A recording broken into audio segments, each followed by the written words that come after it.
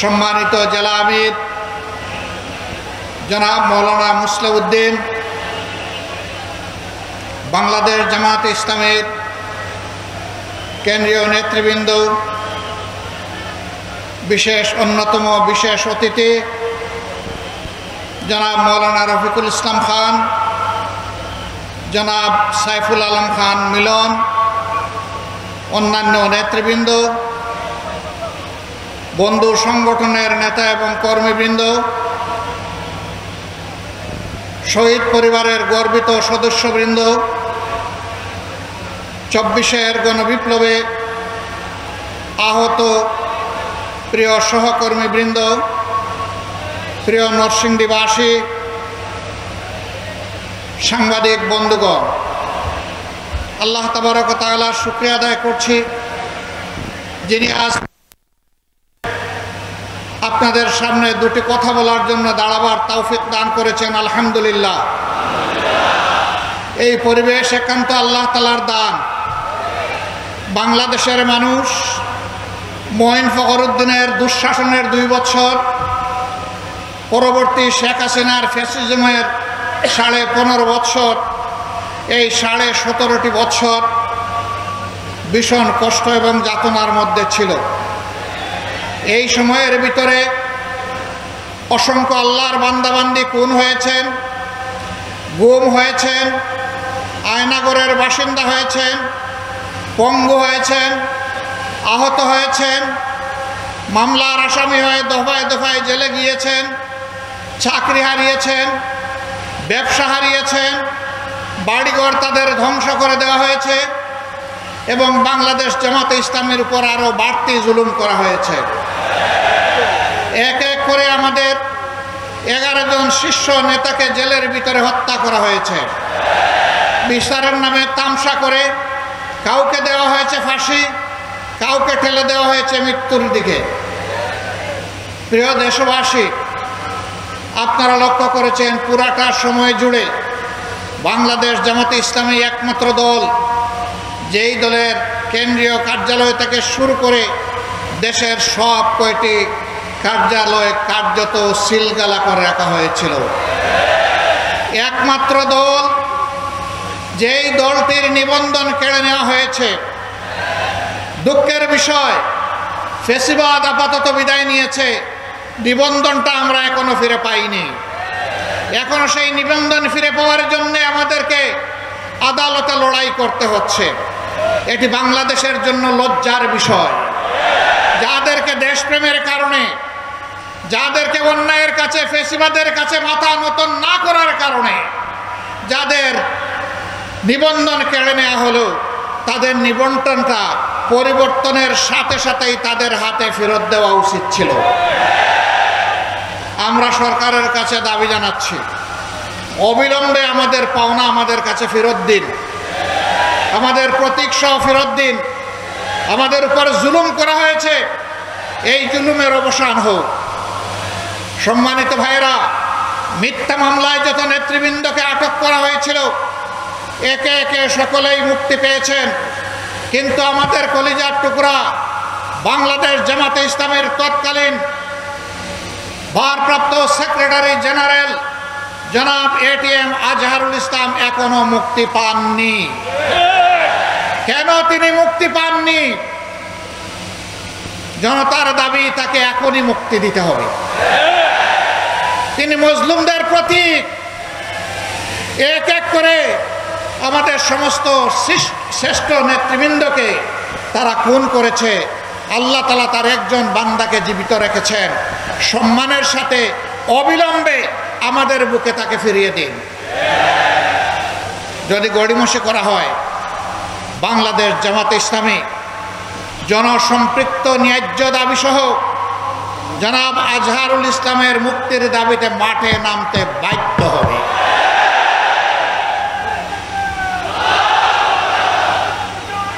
প্রিয় দেশবাসী, টেলিভিশনের টক শোতে বসে গর্ব করে বলতো, আজকে নিজামকে, কালকে গোলাম আজমকে, পরশুদিন সাইদিকে মৃত্যুদণ্ড দিয়ে এসেছি। এদের মধ্যে কেউ কেউ বলতো আমরা শপথবদ্ধ রাজনীতিবিদ। লজ্জা এবং ঘৃণা, বিচারকের চেয়ারে বসে যে রাজনীতিবিদ হওয়ার স্বপ্ন দেখে সে জাতির কলঙ্ক, বিচারক হতে পারে না। ও বন্ধুরা, আজকে তোমাদের রাজনীতি কোথায়? এখন যে দেখি না, মন বড় চায় তোমাদেরকে দেখতে, পাই না যে তোমাদেরকে। কোথায় গেলা রে জাতির বন্ধুরা? আসো, সাহস থাকলে সামনে আসো, সামনে এসে নিজের করুণ পরিণতি ভোগ করো। আমার বন্ধুরা বলে গেছেন, প্রত্যেকটি গণহত্যাকারীকে দেশে হোক বিদেশে হোক পাকড়াও করে ট্রাইব্যুনালের হাতে তুলে দিতে হবে। এদের বিচার জাতি দেখতে চায়। এই মাফিয়া খুনিদের গডমাদার ছিল শেখ হাসিনা। তারই আশ্রয়ে প্রশ্রয়ে, তারই নির্দেশে, তারই কুলে সমস্ত খুনিরা লালিত পালিত হয়েছে। জাতি এদের বিচার চায়। এতদিন আমরা বললে কিছু কিছু মানুষ সন্দেহ করত এগুলা রাজনৈতিক বক্তব্য কিনা। গত পরশুদিন তাদের কপালের বয়ান বিশ্ববাসীর কাছে এসেছে। তাদের আমলনামা গোটা দুনিয়ার মানুষ জানতে পেরেছে তারা কি করেছে, কোন অপরাধটা তারা করে নাই, সব কিছু বের হয়ে আসবে ইনশাআল্লাহ। আমার সম্মানিত ভাইরা, আমরা চাই অপরাধীদের বিচার হোক, কিন্তু আমরা এটাও চাই যে তাদের প্রতি সুবিচার নিশ্চিত করা হোক। তাদের কাউকে যেন অবিচারের মাধ্যমে কোনো কিছু করা না হয়। আমাদের উপর জুলুম করা হয়েছে, জুলুমের কষ্ট আমরা বুঝি, আর কারো উপর জুলুম হোক এটা আমরা চাই না। তবে আমরা বিশ্বাস করি তাদের অপরাধের যে হিমালয় তারা তৈরি করেছে, যদি সুবিচার হয় হিমালয়ের নিচেই তারা চাপা পড়বে ইনশাআল্লাহ।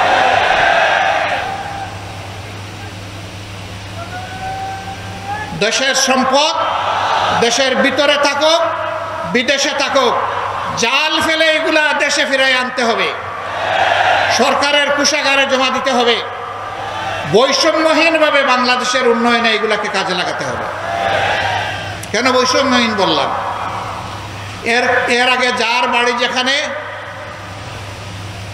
হোক না রোডের বদলে বাস, কিন্তু উন্নয়ন সব সেখানে। এই নরসিংদী জেলা 25 লক্ষ মানুষের জেলা, কার্যত এটি একটা ইন্ডাস্ট্রিয়াল টাউন। সারা জেলাটাই একটা ইন্ডাস্ট্রিয়াল পার্ক। এখানে লক্ষ লক্ষ মানুষ শ্রম বিনিয়োগ করে উপার্জন করেন, তারা চুরি ডাকাতি করেন না। এই মানুষগুলো অসুস্থ হলে, আহত হলে তাদের চিকিৎসার জন্য উপযুক্ত কোনো ব্যবস্থা নরসিংদীতে নেই। ঢাকা মহানগরীতে 4-5টা মেডিকেল কলেজ গড়া যায়, নরসিংদীতে একটা মেডিকেল কলেজ হতে পারে না? আমরা জানি তাদের মেয়াদ দীর্ঘ নয়, অতি অল্প সময়ে তাদেরকে সব কাজ গুছাতে হবে। খুনিদের বিচার করতে হবে, প্রয়োজনীয় সংস্কার সাধন করতে হবে, তারপরে একটা সুষ্ঠু নির্বাচনও দিতে হবে। এই 3টা দাবি আমার দাবি নয়, এটা জনগণের দাবি। সম্মানিত ভাইয়েরা, কিন্তু যতটুকুই সময় পান কিছু কাজ তো আপনাদেরকে করতেই হচ্ছে। দৈনন্দিন কিছু কাজ আর উন্নয়নের কিছু কাজ, সেই কাজগুলা আপনারা যেন আবার নতুন করে কোনো বেইনসাফি না করেন, ইনসাফের ভিত্তিতে করবেন। আমাদের সন্তানেরা জীবন দিল, 24-এর গণহত্যায় তাদেরকে দুনিয়া থেকে বিদায় করা হলো, অনেকগুলো লাশের আজ পর্যন্ত কোনো খবর পাওয়া গেল না। আমরা কিভাবে পাব? এই লাশগুলার খবর নিতে গিয়ে এখন দেখতে পাচ্ছি বাংলাদেশের বিভিন্ন জায়গায়, বিশেষ করে ঢাকার আশুলিয়ায় ট্রাক সারিবদ্ধ, লাশ ছুঁড়ে মারা হয়েছে ট্রাকের উপর, ছিটিয়ে দেওয়া হয়েছে এই লাশগুলার উপর পেট্রোল, ধরিয়ে দেওয়া হয়েছে আগুন, বানিয়ে ফেলা হয়েছে ছাই। এদের পরিচয় কোথায় পাবো বলেন? 3 এবং 4 তারিখ আগস্ট মাসের এই 2 দিন ইন্টারনেট বন্ধ করে ঢাকা এবং বাংলাদেশের বিভিন্ন জায়গায় যাদেরকে খুন করা হয়েছে সেই লাশগুলা তুলে নিয়ে গুম করে ফেলা হয়েছে। এদের হদিস কে পাবে? আজকে তাই যেখানেই যাই কিছু সন্তান হারানো মা বাপের কান্না শুনতে পাই, স্বামী হারা আমার বোনটির কান্না শুনতে পাই, বাপ হারা সন্তানের কান্না শুনতে পাই। তাদের একই কথা, আমাদের আপনজনটা কি বেঁচে আছে? যদি বেঁচে থাকে সে কোথায়? আর যদি বেঁচে নাই থাকে তার কবরটা কোথায়? অন্তত কবরটা আমাদেরকে দেখায় দেন। আমরা তাদের কবরটা দেখে কিছু প্রশান্তি নেই। এই জাতি তো কবরেরও সন্ধান দিতে পারছে না, যেহেতু ছাই বানিয়ে ফেলা হয়েছে, যেহেতু গুম করে ফেলা হয়েছে অসংখ্য লাশ। এই বেদনা অন্তরে নিয়ে দেশবাসী আগামীর দিকে তাকিয়ে আছে। এত রক্ত, এত জীবন, এত পঙ্গুত্ব, এত ভারী বোঝা, এত দায়িত্ব এই জাতির কাঁধে।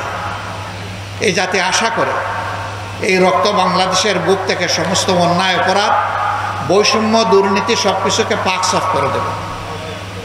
5 তারিখের পরে ঢাকার পার্শ্ববর্তী জেলা নরসিংদীতে এখন আর কেউ চাঁদাবাজি করে না।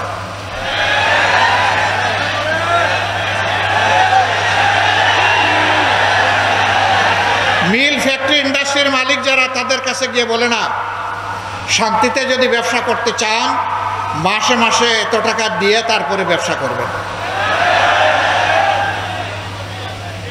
ছোট একজন পানের দোকানদার, হকার, এই বেটা এখানে যদি বসতে চাও, পান বিক্রি করতে চাও, সকালবেলার খাজনা দিয়ে তারপরে বসো।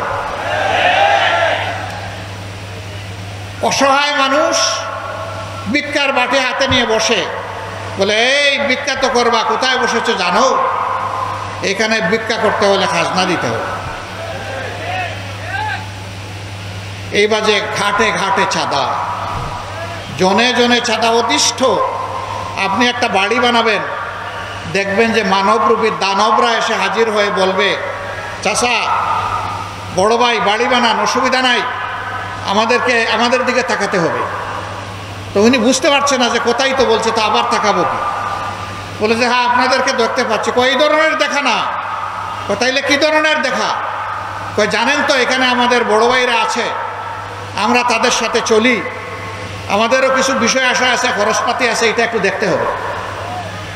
তিনি বলেন, বাবা আমি তো আমার বৈধ জমিতে বৈধ আয়ের সঞ্চয় থেকে আমি বাড়ি তৈরি করছি, অথবা ব্যাংক লোন দিয়ে বাড়ি তৈরি করছি, আপনাকে আমি চাঁদা দেবো কেন? কই ঠিক আছে, আগামীকাল থেকে টের পাবেন কিভাবে বাড়ি বানান। আপনাদের এলাকায় তো সমস্যা নাই। ও বাবা, এগুলাও এখানে আসে, সবই আছে। তাহলে আমাদের সন্তানেরা কি এই জন্য জীবন দিয়েছে? দেয় নাই। আমরা আল্লাহর নামে শপথ করে বলছি, হে সন্তানেরা, তোমরা যারা জীবন দিয়ে দুনিয়া থেকে বিদায় নিয়েছ, জাতিকে ঋণী করে মুক্তি দিয়েছ, শ্বাস রুদ্ধ করে এই জাতিকে আমরা কথা দিচ্ছি, তোমাদের স্বপ্নের বাংলাদেশ গড়ার পথে আমাদের আপোষহীন লড়াই চলবে ইনশাআল্লাহ। এই সমাজ থেকে চাঁদা, দুর্নীতি, দুঃশাসন যতক্ষণ পর্যন্ত বিদায় না নিবে, ততক্ষণ পর্যন্ত তোমরা যে স্লোগান দিয়েছ সেই স্লোগান আমাদের স্লোগান। তোমরা স্লোগান দিয়ে জানিয়ে দিয়েছ, এখনো স্লোগান দিচ্ছ, আবু সাইদ মুগ্ধ, শেষ হয়নি যুদ্ধ। আমরাও বলছি, হ্যাঁ তোমাদের স্বপ্নের বাংলাদেশ গড়ে দেওয়া পর্যন্ত তোমাদের সাথে হাতে হাত মিলিয়ে, কাঁধে কাঁধ মিলিয়ে এই লড়াই অব্যাহত থাকবে ইনশাআল্লাহ। এই যুবকদেরকে অভিনন্দন জানাই, তোমরা দুঃসাধ্যকে সাধন করেছ, তোমরা আমাদের জাতীয় বীর। যারা জীবন দিয়েছে, আল্লাহর দরবারে দোয়া করি, হে আল্লাহ তুমি তাদেরকে শহীদ হিসাবে কবুল করো, তাদের পরিবারকে তুমি সান্ত্বনা দান করো, আহতদেরকে তুমি সুস্থতার নিয়ামত দান করো, আর তাদের রেখে যাওয়া আমানত আমাদের ঘাড়ের উপর এর দায়িত্ব পালন করার তৌফিক আমাদেরকে দান করো। সম্মানিত ভাইরা, অবশ্যই নির্বাচন হতে হবে বাংলাদেশ, কিন্তু যেন তেন মার্কা নির্বাচন এই জাতি চায় না। নির্বাচনের মতো নির্বাচন চায়, সুষ্ঠু নির্বাচন চায়, যেই নির্বাচনে পেশি শক্তি আর কালো টাকার খেলা চলবে না, এমন একটা নির্বাচন আমরা চাই। নরসিংদীবাসী আপনারাও কি চান? শিওর আপনারা চান? তাহলে বড় লড়াইয়ের জন্য প্রস্তুত থাকুন। এটা সহজে আসবে না, আমরা বুঝতে পারছি। একটা ধাক্কা 24 জুলাই আগস্টে দেওয়া হয়েছে, আর একটা ধাক্কা এই জাতিকে দিতে হবে। তার সত্যিকারের অধিকার প্রতিষ্ঠিত করার জন্যে আমাদের ভোটার তালিকা সংশোধন করতে হবে। যারা ভুয়া ভোটার তাদেরকে বাদ দিতে হবে। দুনিয়া থেকে যারা বিদায় নিয়েছেন তাদেরকে চিহ্নিত করে বাদ দিতে হবে। যে সমস্ত লোকেরা ভোটার হয়েছে কিন্তু নাম তালিকাভুক্ত হয় না, এই যুবকদেরকে তালিকাভুক্ত করতে হবে। এই জুলাই আগস্টের আন্দোলন সফল করতে সারা বিশ্ব বাংলাদেশের সাথে হাত মিলিয়ে একাকার ছিল। জেলে আমরা যেমন বাংলাদেশে ছিলাম, এই আন্দোলন করতে গিয়ে বিদেশেও আমাদের ভাইয়েরা জেলে গিয়েছে। তারা একই সাথে আমাদের সাথে যুদ্ধ করেছে, রিমিটেন্স বন্ধ করে স্বৈরাচারী সরকারকে লাল ফ্ল্যাগ দেখিয়েছিল। আমরা তাদেরকেও স্যালিউট জানাই।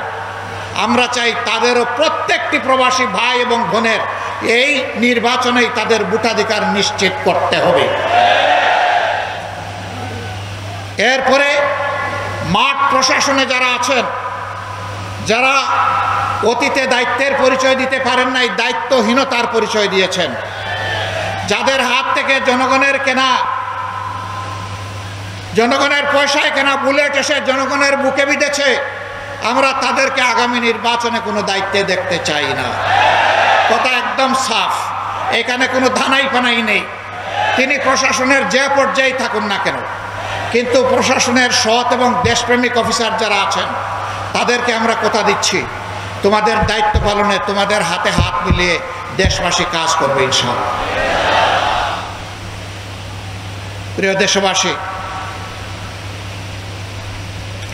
বাংলাদেশ জামাতে ইসলামীর বিরুদ্ধে অনেক অপবাদ রটানো হয়। আমি জিজ্ঞাসা করি, বাংলাদেশ জামাতে ইসলামীর লোকেরা কি অন্য কোনো দেশ থেকে এখানে এসেছে? এখানেই তাদের জন্ম হয়েছে, আপনাদের সাথে বড় হয়েছে, আপনাদের সাথে বসবাস করে। তাদের চরিত্রের সার্টিফিকেট দেওয়ার জন্য আপনারাই যথেষ্ট।